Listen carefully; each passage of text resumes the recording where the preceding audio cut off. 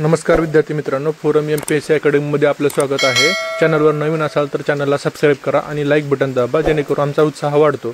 तर बघा, आज ज्या गोष्टीची वाट बघत होतो ती गोष्ट झालेली आहे। MPSC राज्यपत्रित पूर्व परीक्षा 2024 ह्याचा एकदा मुहूर्त लागलेला आहे। 1 डिसेंबर 2024ला आयोगाने डेट दिलेली आहे।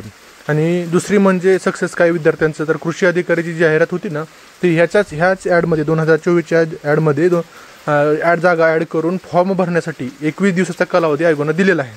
तर आयोगाने जे प्रसिद्धीपत्रक पब्लिश केलं आहे बघा 23 सप्टेंबरला, तर ह्याच्यामध्ये सांगितलेलं आहे 3 मुद्दे प्रकर्षाने त्यांनी लिहिलेले आहेत की 28 एप्रिलला परीक्षा होणार होती, ती कशी कशी पुढे गेली हे त्यांनी दिलेलं आहे मुद्देसूदपणे। आणि पुढे सांगितलेलं आहे की पेपर कधी होणार हे पण सांगितलं आहे आणि त्यासाठी काय गोष्टी कराव्या लागतील, म्हणजे पेपर प्रिंट करावे लागतील। ह्याच्यावरून आपल्याला वेगवेगळे इन्फॉर्मेशन निघतात, तर ते अभ्यासासाठी आपल्याला उपयुक्त आहेत। ते कशासाठी, तर आपल्याला करंटसाठी लागणारं मटेरियल तयार करण्यासाठी किंवा वाचण्यासाठी, रिवाईज करण्यासाठी। तर 28 एप्रिलचाच पेपर आहे बरं का। हे पॉईंट नंबर 3 रीड करा।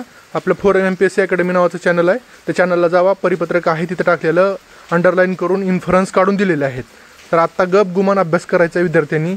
आणि आपण RTI टाकला होता, त्या RTI थ्रू मिळालेले 2,17,357 हे फॉर्म आलेले आहेत बघा। तर आत्ता अभ्यास करण्याचा कालावधी आहे, जे पाहिजे होतं तसं झालेलं आहे। विद्यार्थ्याच्या बाजूने सगळे निकाल आलेले आहेत।